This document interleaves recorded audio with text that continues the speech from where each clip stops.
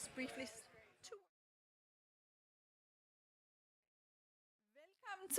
Velkommen til vores panelister. Velkommen til jer her i teltet.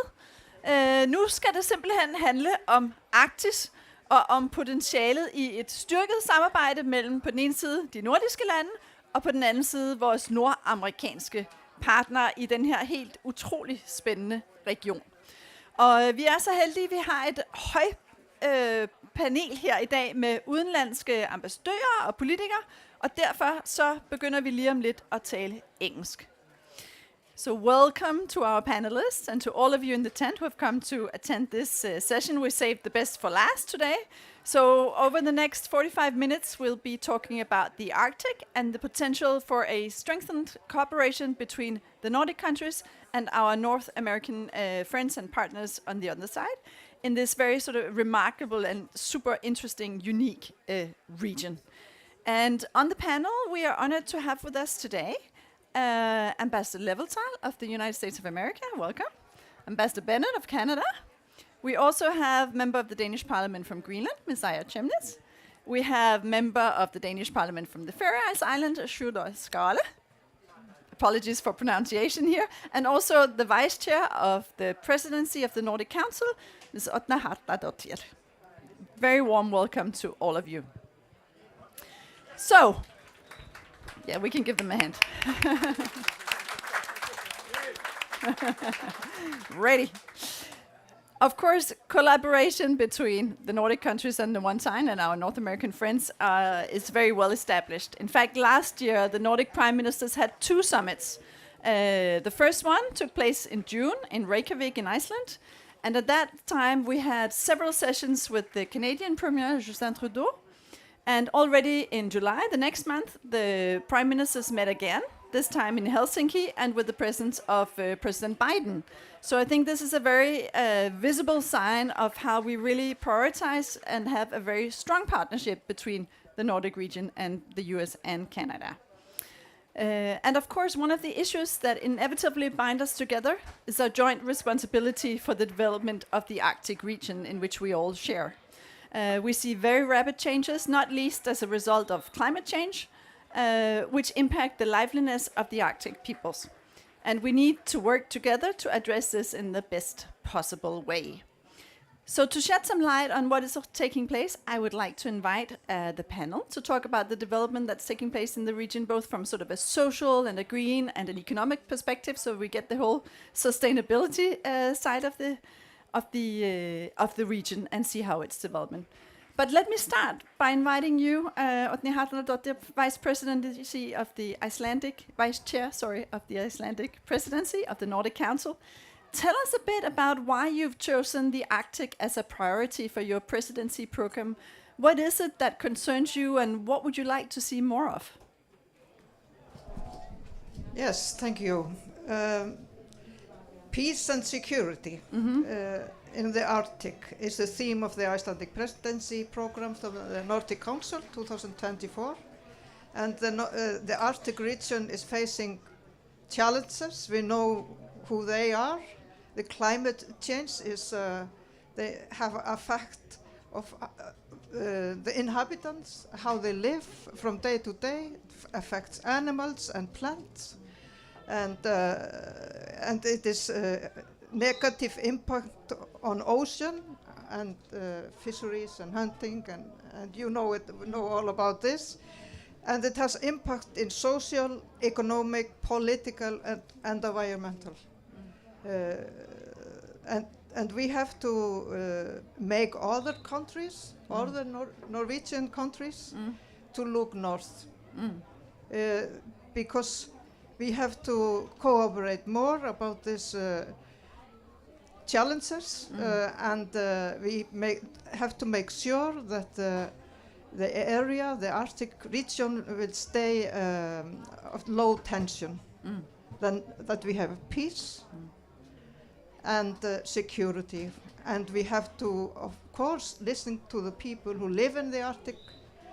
And now that the world have changed, we have to choose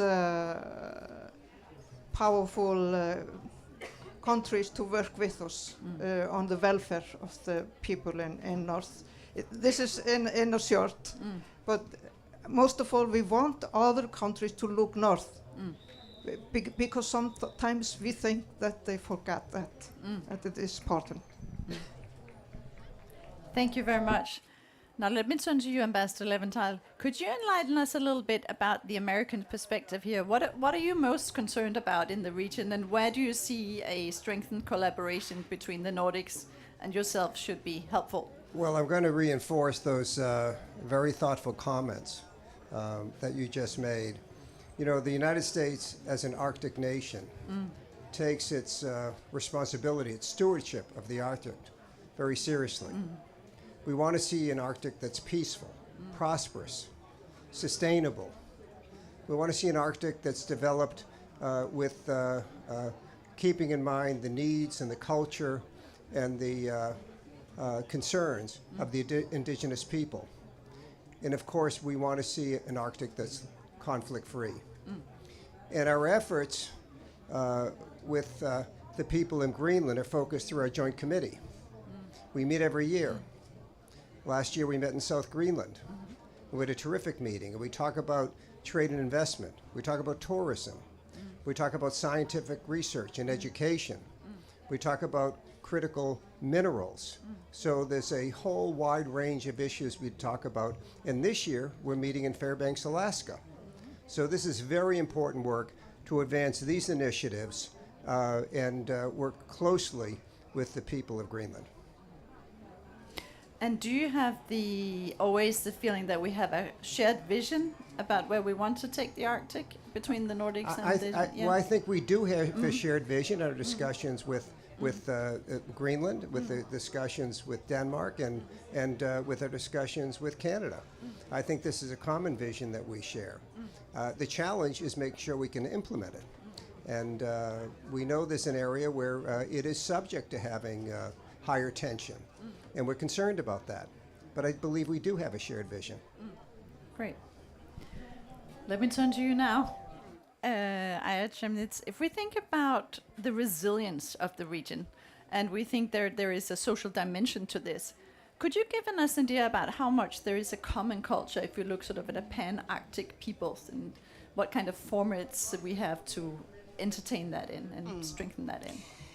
Maybe because I think it's a debate, I want to bring something to the table. And I want to say, in many ways, there's not just one Arctic. I think there's two different areas in the Arctic. There's the North American Arctic, where Canada, Greenland, and US is there. And the US is always reminding us of that when we come to United States as well. We're part of the North American continent. And on the other side, we have the Nordic Arctic. And I think in many ways, looking, for example, at the Nordic welfare model and so on, Greenland is in many ways in between. So we're part of the Arctic, we're part of the Nordic. And I think, in my opinion, we should take the best from both worlds. In many ways, I would say, when we look at the political system in Greenland and the self-rule that we have in Greenland, it's in many ways a role model for indigenous communities in the Arctic. And I think there's so much that we can learn from the indigenous peoples in the United States and also in Canada. But I also think that there's a lot that you can learn from Greenland when it comes to the political system. And in many ways, language-wise, cultural-wise, we have so much more together with Canada and with United States.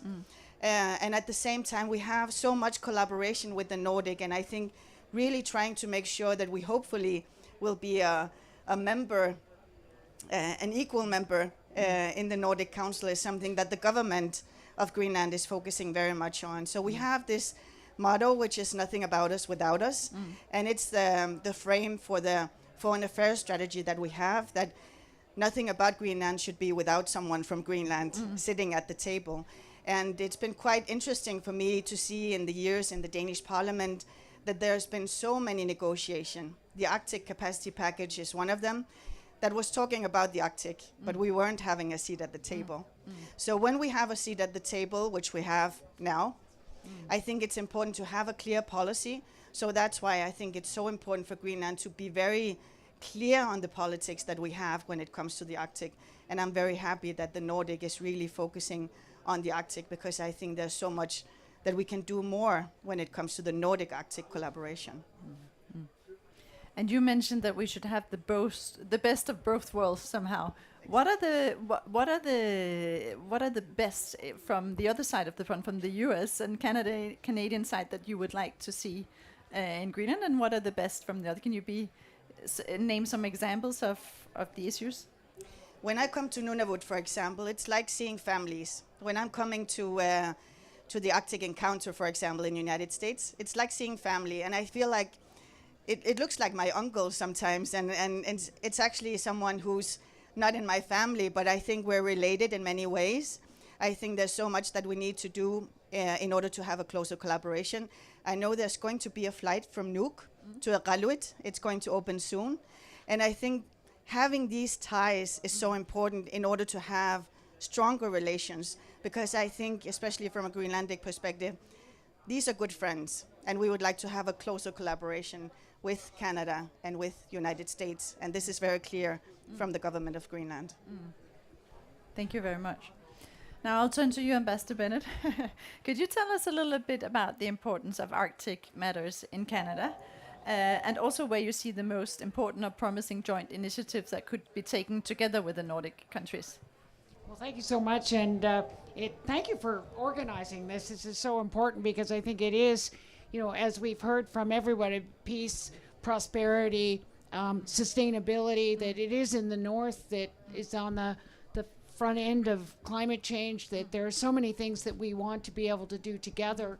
But I think as Arctic countries, that it seems that lots of other countries are looking north too. And I think it's really important that there's a solidarity amongst the Arctic countries, that the Arctic people have a voice in what happens there, and that the prosperity is shared, in that any economic activity needs to make sure there's economic benefit to the people who live in the North. And so I think that is something that we see as very, very important as we come together to, I think, counter any argument that says that the Arctic is a public good, like it was Antarctica, where nobody lives there, that we actually need to make sure that the people benefit and that they have a voice.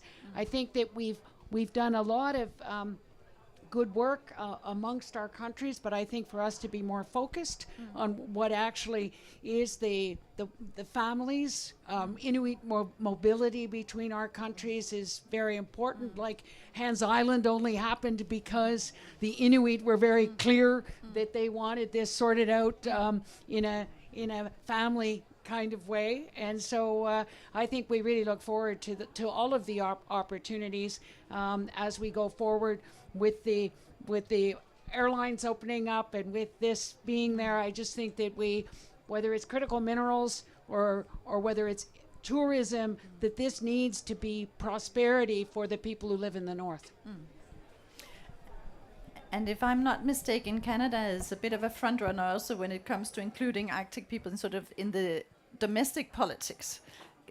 Can you tell us a little bit about how you work with this, and what is the wave taking place? I would say that nothing about us without us has been the way that we've had, we have been schooled on this for a long time, particularly with our government, with the Inuit Crown Partnership that meets regularly, and that we set the agenda together on the priorities of Inuit and in the 4 land claims organizations. And actually, because of the land claims being settled in Canada, that means that nothing happens without them.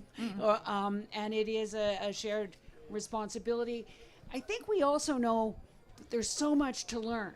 And whether that's on climate change, whether it's on what the elders teach us about why we didn't listen a long time ago about thinking 7 generations out, that this is a hugely important lessons as settlers, that we have a lot to learn. Thank you very much. Mr. Skole, I turn to you now. From a ferry's perspective, what is the most exciting thing about what is happening in the Arctic, and how does it play into the future of your part of the world? Well, it's different aspects, of course. But if you look at defense, which is put on the top of the agenda, defense and transatlantic cooperation. Without transatlantic cooperation, there would be no defense. Denmark is a very, very big state geographically. It goes from here where we stand now in the Eastern Sea to the North Atlantic up to the Arctic, but it's not very strong when it comes to defense. If you think about the area that Denmark controls as a chessboard, Denmark has, I think, 5.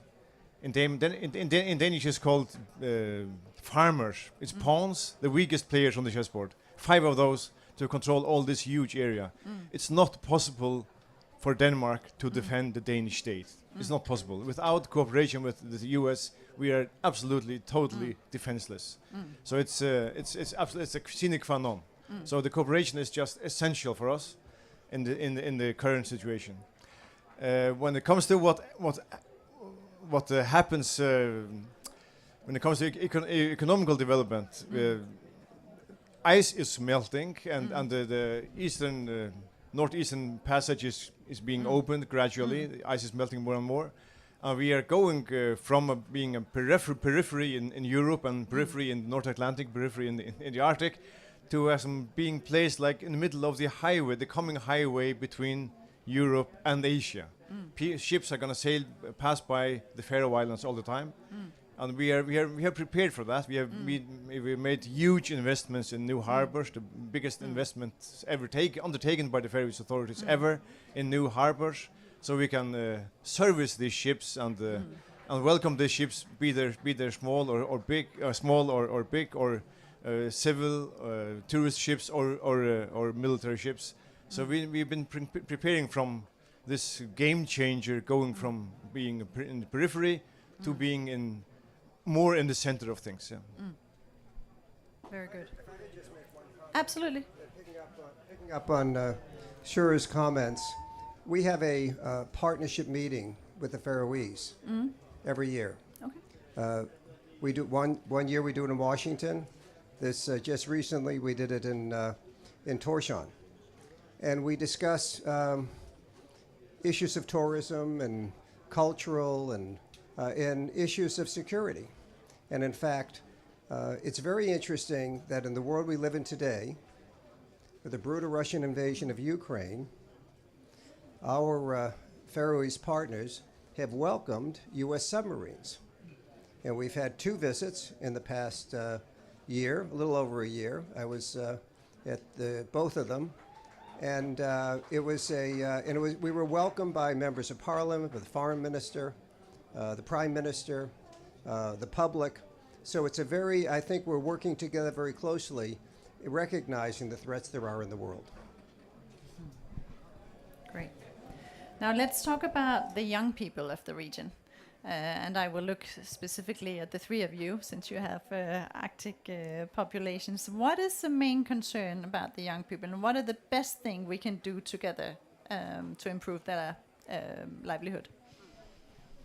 I think in many ways what I'm seeing in Greenland is we have the Nordic welfare model, and in many ways this is being criticized also in Greenland. So really trying to figure out how can we do a welfare model that is actually fitting to the Inuit? How can we take a little bit of the Nordic? How can we take a little bit of the indigenous way of thinking? And for example, education, I think is crucial. Education, business development are the 2 most important things in Greenland, if you ask me. And that's why the young people are so important. We need to make sure that more people are taking an education, and hopefully also in Greenland, in the Arctic. I think there are still so many decisions that are being made in Washington or in Ottawa or other places, and also in Copenhagen when it comes to Greenland. So nothing about us without us is also really trying to make sure that Greenland is being engaged on own issues and also on these very, creating the welfare system that fits to Greenland as it is right now. So I think education is the most important when we look at the young people. Ambassador Bennett? I would start with a secure personal cultural identity. I think the Inuit youth need to be proud to be Inuit. Their language, their culture, their understanding of the land and the ice and the water, having those skills, being able to listen to elders, having indigenous knowledge used in all aspects of science, including climate change solutions. And so I think that it is a matter of that. Being proud of who you are is your resilience. It's about how you go forward, and I think that it's really exciting to see preschool in Nuktitut and be able to see those kids do well, so that they can go on to an education and be able to really be part of the decisions that are taken on their land and their water and their ice. And Ambassador Leventine? Yes, I think Ambassador Bennett, I think, very thoughtfully raises what's important. But I think there's another thing, and I saw this at our joint committee meeting in South Greenland. These young people need opportunities, not just the education, but they need job opportunities. And they need support.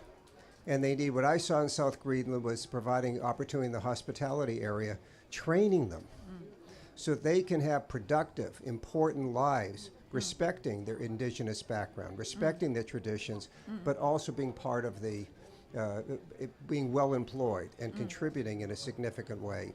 And those types of programs we need more and more of, and that's something we work on closely in Greenland.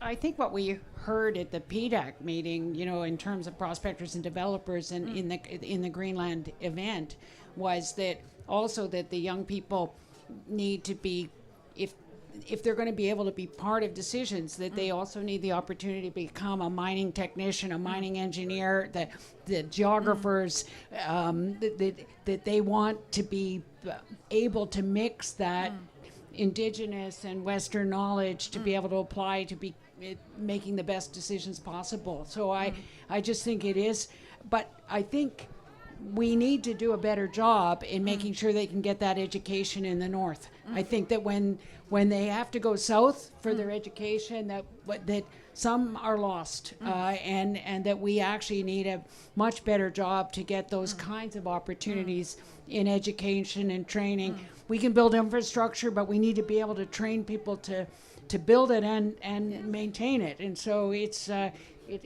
those opportunities, if they can be in the north, that's much better. Yes, I'll take Hattardotir first. Yeah. Yes, I agree with you, of course. I think that we should foster stronger ties between the Nordic Arctic and the North American Arctic, and to connect with peer in North Canada may be more relevant than for someone in Nuuk to have a conversation with someone in Denmark. But I think we have to clear our priorities, and the well-being of the people in the Arctic should be on our forehead. And I think that every project that we cooperate on should be about youth, about equality, and sustainable development. And we have to focus on that, I think.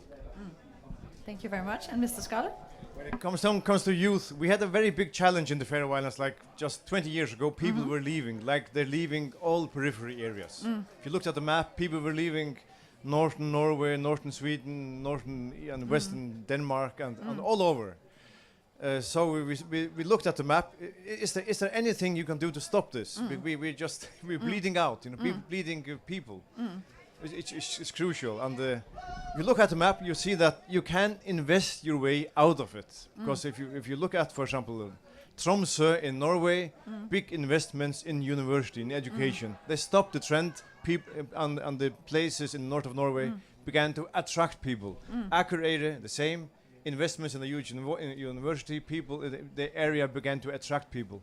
So we did this as well in the Faroes. We invested heavily in education and managed to change the trend. The trend, and people began to move the other way. And in the last 10 years, we've had the population has increased. In numbers, it's very, very small. But in percentages, it's very big, like 15% or something. Wow.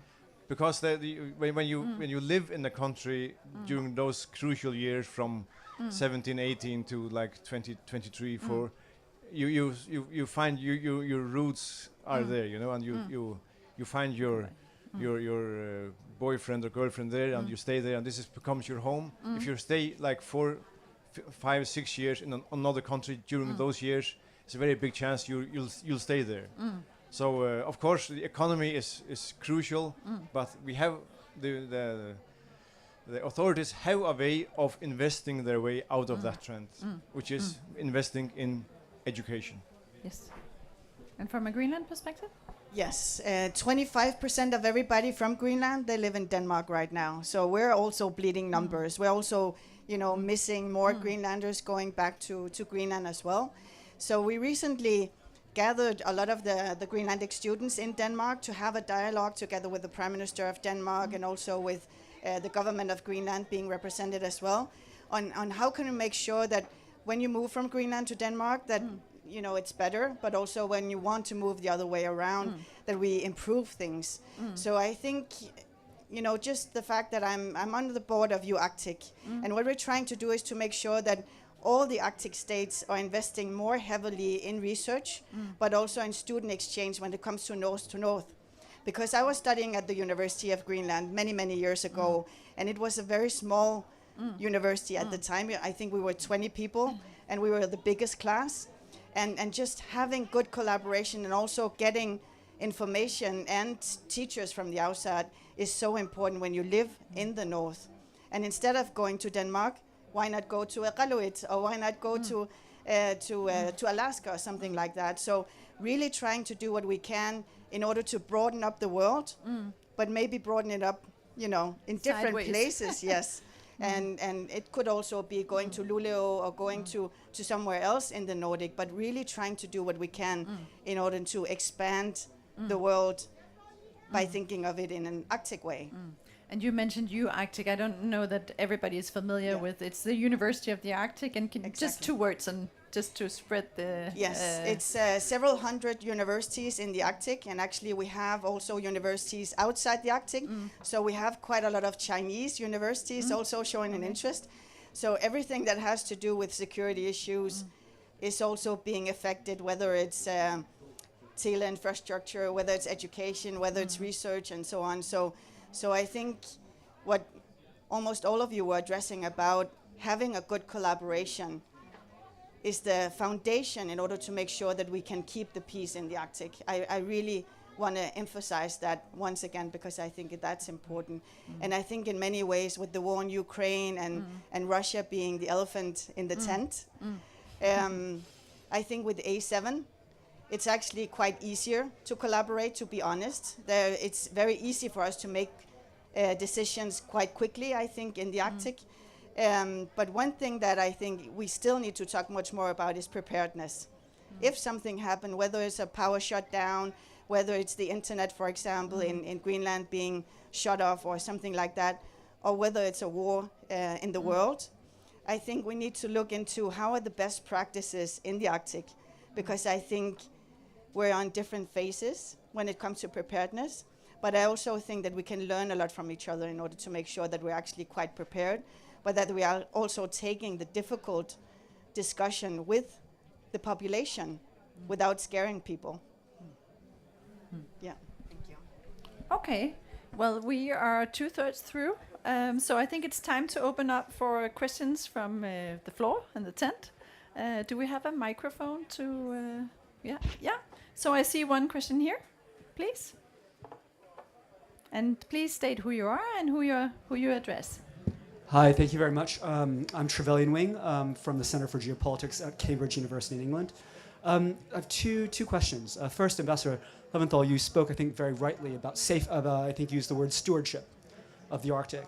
And I'm curious, for all of you on the panel, to what extent do you think it's possible, and to what extent can we actually help to make it happen in a sensible way, to economically develop in the Arctic for the benefit of the communities across the region? Especially, we have the opening up of new northern sea routes, among other things. So there are a lot of things happening in the high north. How can we do that while also ensuring that we are fulfilling our obligations to mitigate climate change and preserve precious local ecosystems? So that's my first question. And secondly, regional issues, of course, require regional responses, and Russia will always be a key player in the Arctic. That's obviously unavoidable geographically. To what extent have you all found it possible to continue working cooperatively with Russia in the High North on vital issues there in the broader context of deteriorating relations in the wake of the Ukraine conflict? Thank you.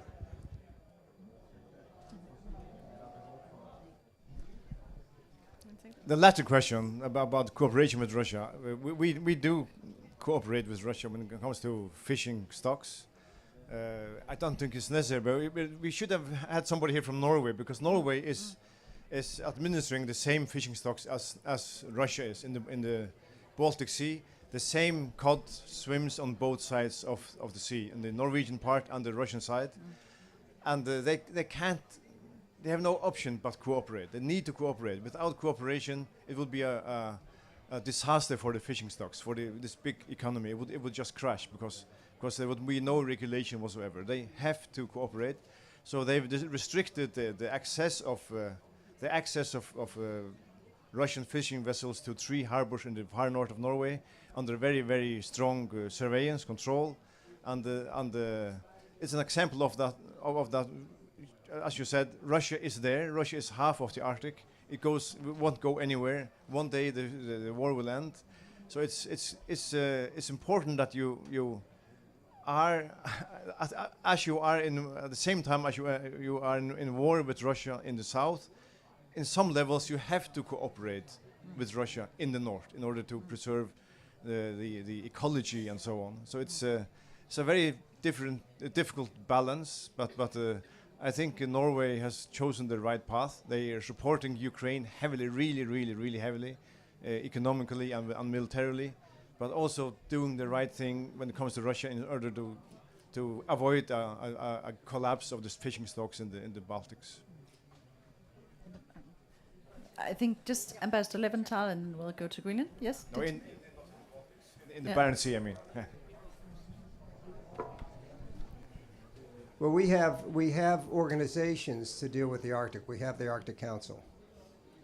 And that's a challenge because Russia is still a member of the Arctic Council. But we have to continue to work on these issues together. I think this panel is a good reflection of talking about the steps that we take. And from the U.S. standpoint, we do have important work that we do with Greenland, and we continue that work. And of course, we work closely with Canada and the Faroe Islands. So I think we can continue to advance the things that I talked about, even in the current environment. And Sura's comment about the Russian fishing stocks, I think that's an aspect of trade which has some great degree of complexity. Yes, I think that the Arctic Council is very important to Canada. We really believe that we have to continue. I think that the officials working in the individual working groups, that needs to continue. But I think that we are very aware that politically this is not at the political level, but at the officials level, these issues need to continue to be dealt with in the working group. So I think that is the way that we're having to proceed at the time.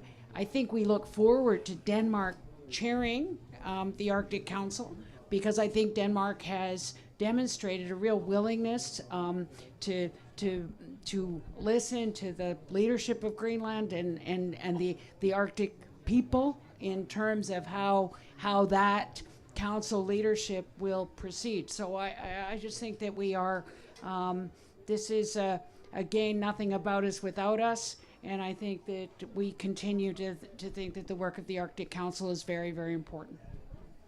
And Ms. Chemnitz? I don't think we can talk about Russia without talking about China. So recently I was talking to one of the big fishing companies back home in Greenland, and they were saying we're exporting quite a lot of cod, for example, for China, but they're actually exporting it to Russia. And that's why the prices for the cod is quite low. And in many ways, this is quite concerning to hear. And I think China's way into the Arctic is through Russia. That's the way I see it. And really trying to, make sure that also that we look at it from a long-term term perspective, because we would like to see the Arctic Council being active. I think there's no doubt about that. We can't do that when the war in Ukraine is there. I think we all agree upon that. And we also, in the Arctic Council, or the Arctic Parliamentarians, where I'm chair, we have these discussions regularly to figure out exactly how do we collaborate, and what are the official statements from the different Arctic states all the time, in order to make sure that we're all on the same page, because we need to do that. Looking, for example, we're talking a lot about Arctic, but I just want to bring it to Africa just for a short minute, because if we look at investments in the Arctic, what we've been seeing in Africa is that there's been a lot of Chinese investments. And I think in many ways, if you don't have investments coming from, like-minded countries, if the collaboration is more symbolic, then you will look somewhere else in order to make sure that there will be investments.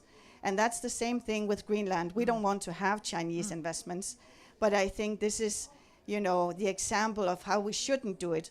So I think making sure that there's investment for the development in Greenland, together with, all of us here at the panel, is so important in order to make sure, of course, investments from Greenland first and foremost, together with Denmark, with the Nordic countries, but also together with the North American countries. So making sure that we, look at the examples around the world in order to make sure that we have the good and the close collaboration. And this is not something that we're just saying.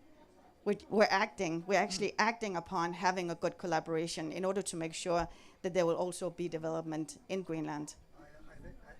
I think you make very good points, but I think one of the things that we talk to our counterparts with, and we've discussed with your colleagues in Greenland, is investment screening. It's so important to know where the money's coming from. And the fact is, the history in many of these places in Africa with money coming from China has not been a good experience. So who your partners are, who is going to continue to be with you and stay the course, is so important. So I think that's an important theme as well. Yes. Thank you very much. Oh, last comment. Did you want to make another comment? Or did you just pick up the when it comes to China, there's no doubt that China has not enslaved, but they've made some countries in Southern Europe and Africa dependent on China, and that way they've gotten a huge political influence. And this is what they try to do in Greenland when it comes to the new airports, and in the Faroe Islands also, when we had this cooperation with Huawei. The telecommunication system was Huawei in the Faroe Islands, and they were to install the new 5G net some years ago. And then there came some lamps starting blinking. Well, this is dangerous. Huawei is dangerous. Don't do this. And commercially, it was not very wise to cut off the cooperation with Huawei, because in the investments that had been done, again, numbers are very small, but in Faroese society is big, like 300 million Danish kroner. They just had to be, taken down and nullified, and then new investment were to be made in cooperation with the Swedish provider Ericsson. It was very, very expensive economically, but it was necessary seen from a security perspective. So it's you have to always think that in. When it comes to economy, there's also an aspect of security as well in that. So it's you always have to look at those two things. If you go for the most easy solutions, accepting investments from China, it can be dangerous on another in the field of security. Otni, please. Just a few words about cooperation with Russia. Russia is almost the half of the Arctic region, and I understand that the Russians were cut out of cooperation also in the Nordic with the Nordic Council. But it is a fact, if you have a conflict with someone, you can't solve the problem if you don't talk to the and if we don't talk to the Russians, we will not solve this conflict that we have. But of course, they are in war in Europe, and we have to find a way to reach for peaceful solutions, both when it comes to the war and when it comes to the cooperation in the Arctic. And we will do that sooner or later, I'm sure. Great. I think we have time for one or two more quick questions and quick replies. So we have one over here. Yeah. Hello, my name is Hannah and I'm from Greenland. It's more of the opportunities between connections between us. When I grew up, I didn't really know anything between other Inuit. But before I came to Arctic Winter Games to participate, that's when I really found out how close we are, both culturally and language and everything else. But then that's when I decided maybe I want to go to Canada and study there. But I found out I didn't really have opportunities like that because on the paper I'm Danish, and something with the Danish government doesn't have any deals in Canada.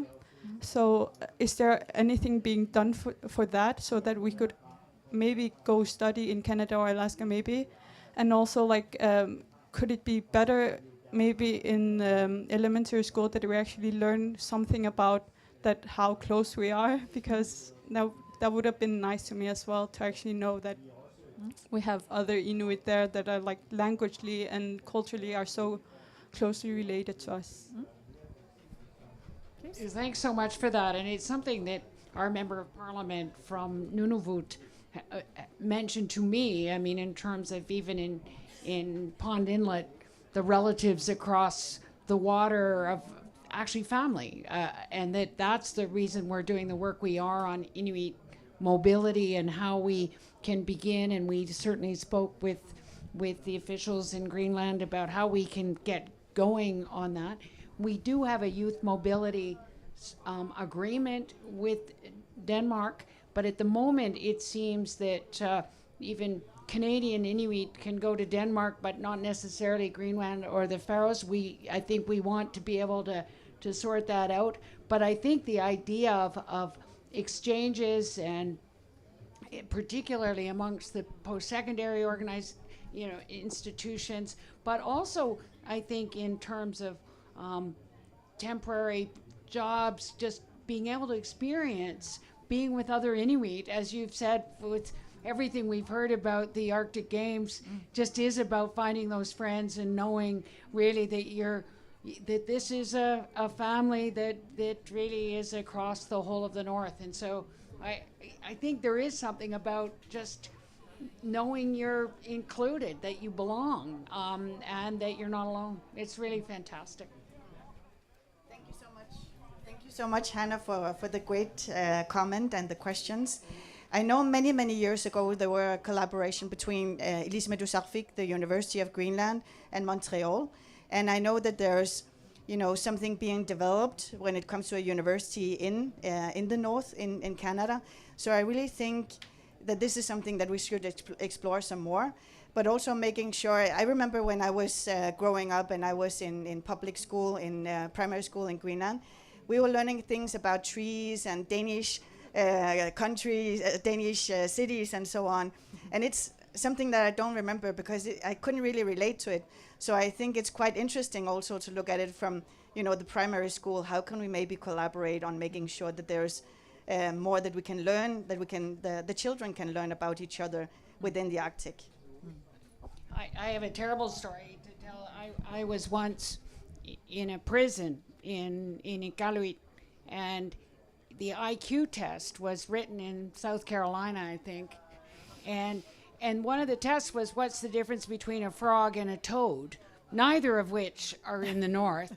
And I just think that we have such a sort of southern focus and pull that the kinds of things that should be taught and the kind of relationships that can be built, and that can be built virtually now too. I think that for people to actually have these relationships that can be made at the Arctic Games, but to make sure they can be continued online and then be able that this is where we get the secure personal cultural identity, people's resilience, their self-esteem, and that's how people end up having better outcomes socially, economically, as well as with education.